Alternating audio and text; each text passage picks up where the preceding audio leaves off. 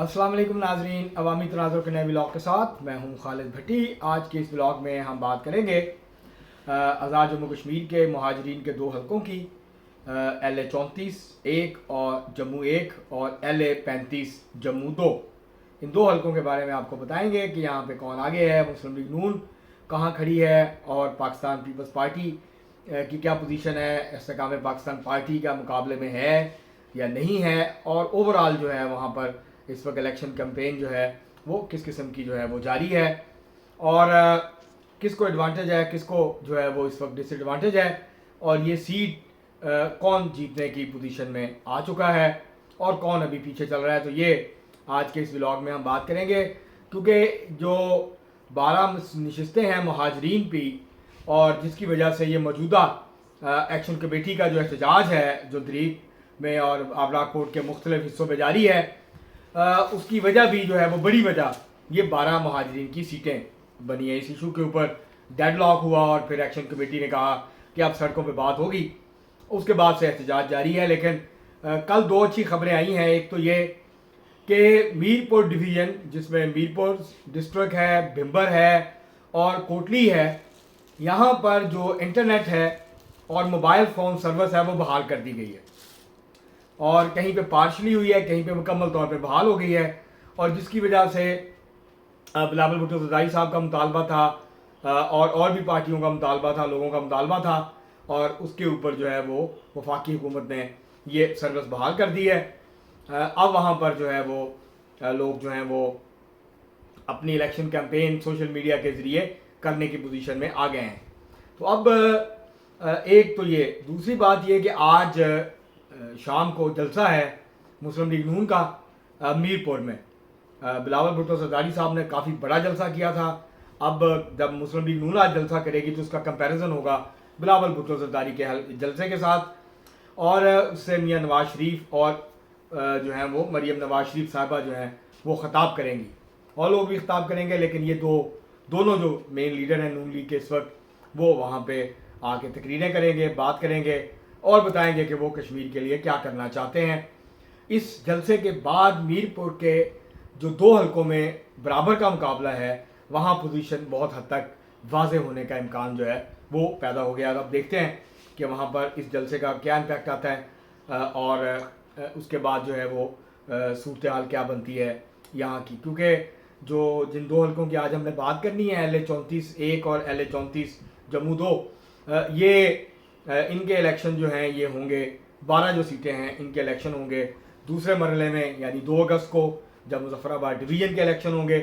तो इस तरह 21 नशिस्तों पर 2 अगस्त को इलेक्शन होने हैं, और ये फैसला कर देंगे कि कौन हुकूमत बनाएगा कश्मीर के अंदर अगली, मुस्लिम लीग नून बनाएगी या पाकिस्तान पीपल्स पार्टी जो है वो हुकूमत बनाएगी। तो अब हम बढ़ते हैं, पहला हल्का इसकी बात करेंगे, ये है LA 34 एक।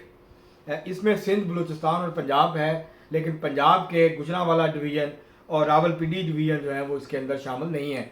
इन दो डिवीज़न्स को निकाल के पंजाब के बाकी जो इलाके हैं वो इसके अंदर शामिल हैं, पूरा पंजाब का सूबा और सिंध का पूरा सूबा और बलूचिस्तान का सूबा, और काफ़ी बड़ा हल्का है।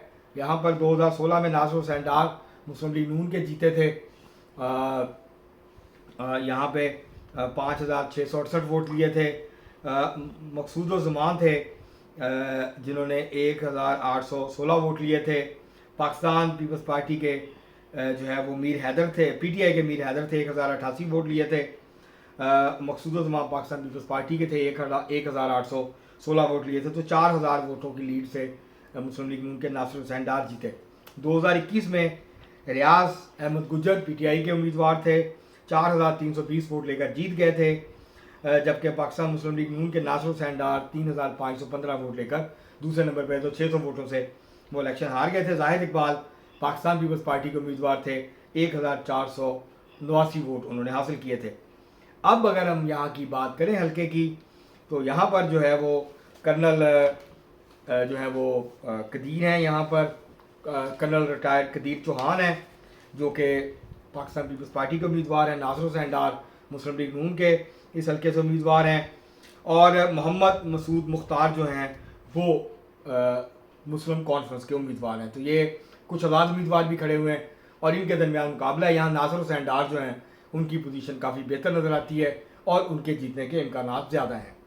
اگر ہم بات کریں LA-35 کی تو LA-35 جو ہے یہ جموں 2 کا حلقہ ہے، اور یہاں جو ہے صورتحال یہ ہے کہ یہ حلقہ جو ہے یہ مشتمل ہے بنیادی طور پر جموں کے جو ووٹرز ہیں ان کے لیے حلقہ 86,000 کے قریب ووٹرز ہیں یہاں پر۔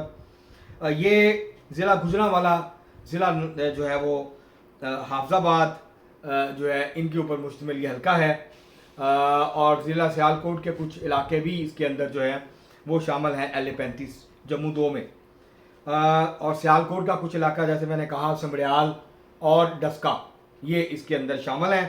سیالکوٹ تحصیل اس کے اندر جو ہے شہر کے وہ نہیں ہے اس کے اندر۔